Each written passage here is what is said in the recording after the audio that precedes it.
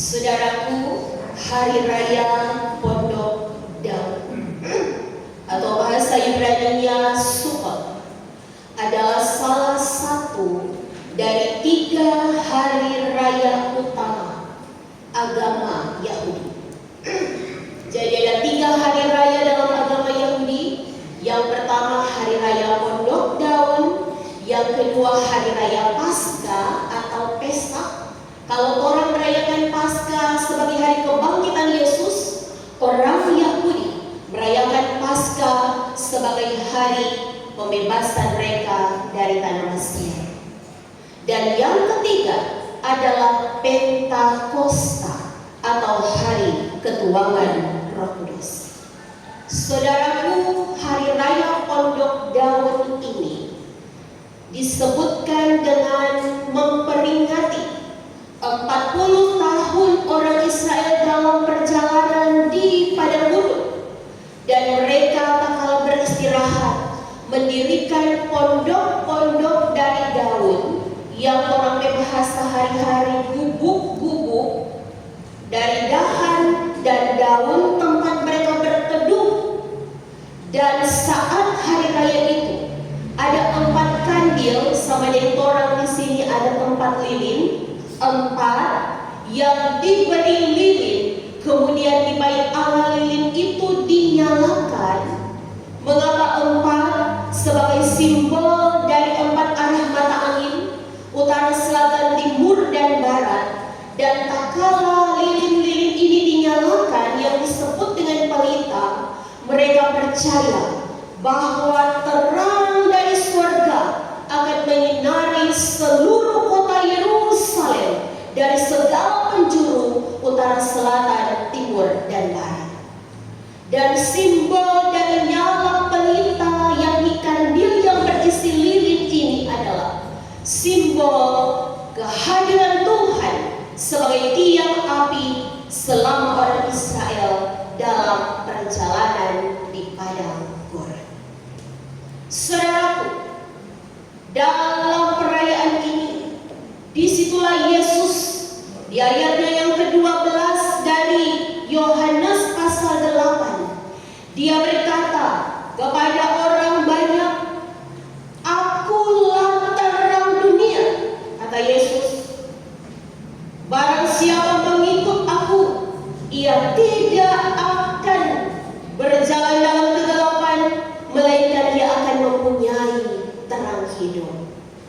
Saudaraku, pernyataan Yesus ini langsung dipatahkan oleh orang-orang Yahudi, orang Farisi, ketika mereka berkata, kesaksian ini tidak benar. Sama dengan orang yang bilang, "Mana berdusta." Saudaraku, mengapa orang Farisi berkata demikian? Karena Yesus bukan dari kalangan Rabini, bukan dari kalangan para teolog kalau orang sekarang. Tapi Yesus berkata dia terang dunia.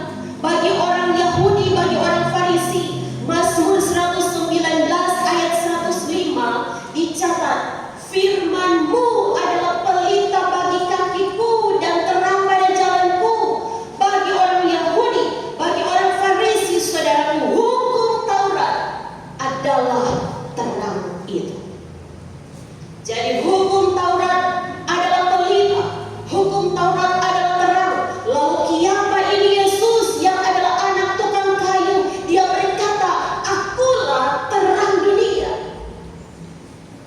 Saudara yang dikasihi oleh Tuhan Allah, firman ini datang kepada kita dengan tema Yesus adalah terang dunia, hendak mengingatkan kepada kita sekalian bahwa Allah di dalam Yesus Kristus, ia lebih dari sebuah sistem hukum. Yesus lebih dari sebuah hukum yang tertulis dalam kitab suci, sebab dia adalah hukum itu sendiri. Saudaraku, ayat 14 sampai ayat 19, mari pendeta mengajak orang kembali ke Alkitab dan orang baca sama-sama ayat 19. Ayat 19 dari Yohanes pasalnya yang ke-8. Kalau orang sodapa, orang baca dengan bersuara ayat 19, 1, 2, 3.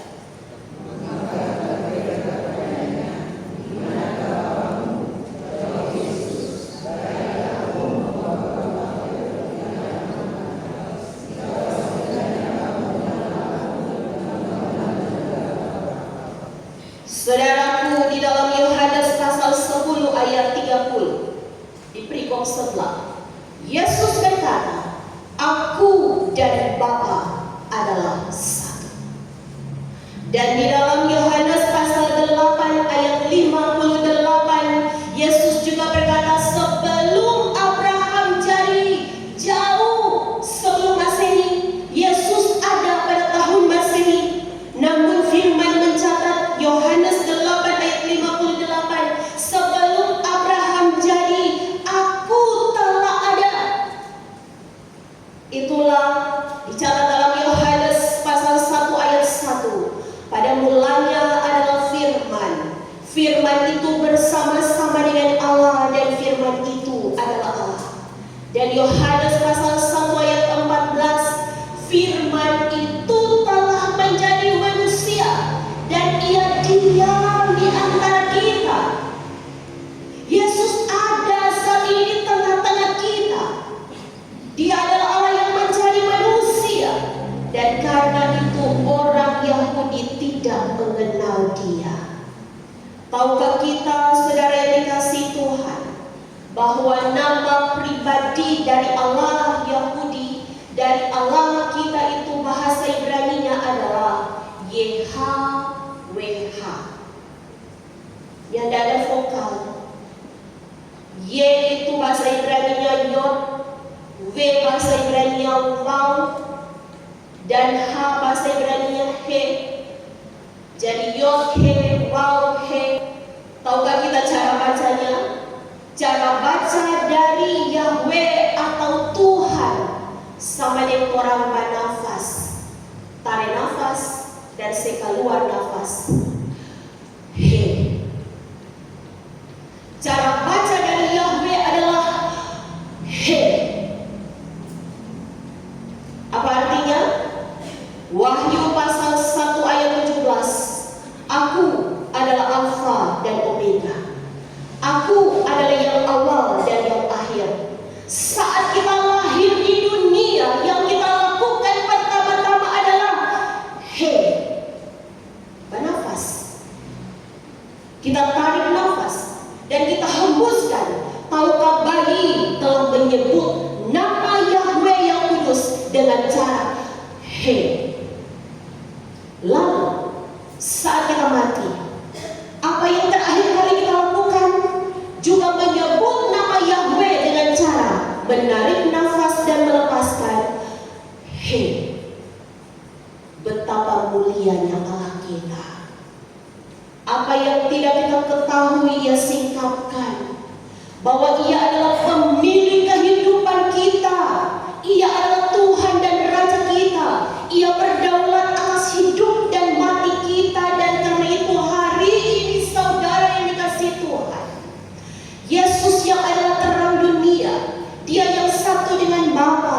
Siapa yang mengenal aku, dia mengenal Bapakku, karena Yesus adalah Yahweh itu sendiri.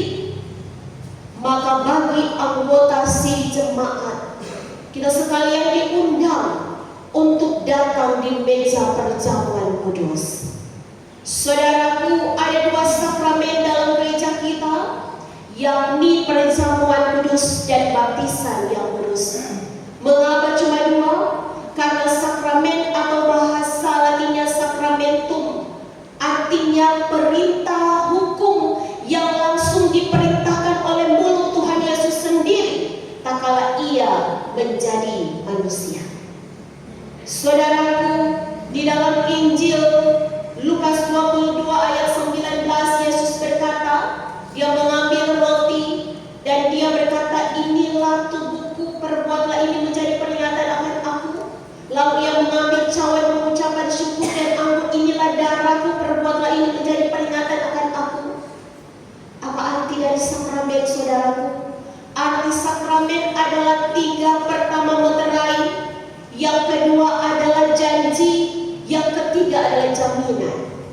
Tak kala kita memenuhi undangan Tuhan untuk ada dalam perjamuan kudus, maka hal yang pertama adalah kita bersyukur sebab kita adalah orang pilihan. Kalau saat ini ada perjamuan dari kepresidenan, presiden datang, kok orang-orang yang diundang untuk duduk bersama, tahukah bahwa mereka orang-orang yang istimewa? Firman yang orang baca di minggu lalu disebutkan Theophilus menjadi tujuan dari penulisan Injil Lukas yang orang baca minggu lalu. Theophilus artinya sahabat Tuhan. Dia seorang pejabat. Maka sekalian kita yang diundang ada dalam perjamuan kudus, kita adalah sahabat Tuhan. Kita adalah orang-orang yang diangkat, orang-orang yang dimuliakan, orang-orang yang memiliki jabatan di hati Tuhan yang adalah Yahweh itu sendiri. Itu yang pertama. Dan yang kedua, saudaraku, kita kembali diingatkan bahwa dengan menikmati roti dan anggur, kita mengingat kembali bahwa kita telah dimeteraikan lewat baptisan kudus. Nama kita telah tercatat dalam kitab kehidupan. Kalau namaku dipanggil, aku ada. Dan saat kita menikmati roti dan anggur, kita juga menerima janji Tuhan. Kembali Tuhan berjanji, aku akan menerangi jalan hidupmu. Engkau tidak akan diam di dalam kegelapan. Aku akan memelihara dan menuntun engkau, sebagaimana aku memberi makan orang Israel dengan roti mana dan burung puyuh, sebagaimana aku memberikan mereka air, sebagaimana aku memberikan mereka perlindungan selama di padang gurun. Tapi juga kita berjanji saat kita makan roti dan minum anggur, orang berjanji pada Tuhan agar orang tidak hidup di dalam kegelapan dosa, tetapi di terang Tuhan itu. Lalu yang ketiga, arti dari sakramen adalah kembali. Kita menerima jaminan yang di Roh Kudus. Roh Kudus bikin orang kuat. Roh Kudus bikin orang tidak mudah menyerah. Roh Kudus bikin orang tidak mudah putus asa. Sekalipun ada tantangan, ada pergumulan, orang kuat untuk terus melanjutkan perjalanan hidup ini. Itulah arti dari sakramen. Dan sesungguhnya saudara, sakramen adalah tanda. Sekali lagi tanda, bukan juru selamat.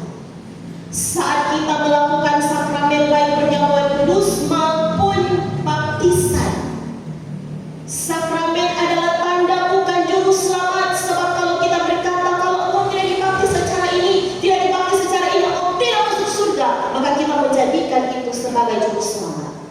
Yesus adalah juru selamat. Dan sakramen perjamuan tapi juga baptisan adalah tanda. Saudaraku, Keluaran 12 ayat 7 mencatat tentang tanda. Saat orang Israel hendak keluar dari tanah Mesir, apa kata Tuhan Allah? Ambillah darah domba anak jantan, maka oleskanlah di tiang-tiang pintu rumahmu sebagai tanda, agar kalau malaikat maut, kalau Tuhan melintasinya, maka rumah yang ada tanda darah itu dia dilewatkan dan mereka diselamatkan. Tetapi rumah yang nyanda ada tanda darah, dia pe anak sulung mati dan dia pe hewan sulung pun mati, termasuk putra sulung Raja Firaun. Maka hari ini saat kita hadir, kita menikmati roti dan anggur, saudara, kita menerima tanda. Tanda yang orang lihat dari berkat Tuhan yang orang tidak lihat. Lewat roti, lewat anggur yang orang lihat.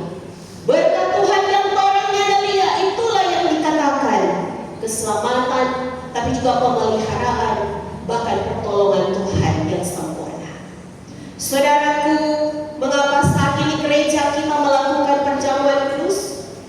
Dalam rangka kita merayakan hari doa sedunia. Hari ini orang oleh ibadah Yaman di belahan dunia lain, mereka terus terusir. Hari ini orang masih boleh hidup dengan tenang di belahan dunia lain, hidup di tengah peperangan. Hari ini orang masih makan di belahan dunia lain, lapar dan haus. Maka orang perlu untuk berdoa bersama-sama. Saudara, mengapa orang Kristen dia bicara berdoa mesti kunci tangan begini? Tahukah kita bahwa di telapak tangan kita ada tulisan Latin M dan M yang artinya memento mori. Memento mori artinya ingatlah kalau engkau akan mati. Dan semua orang yang hadir saat ini, tak kalah orang berdoa, kita merayakan hari doa sedunia, kita melipat tangan kita, saudaraku. Artinya apa?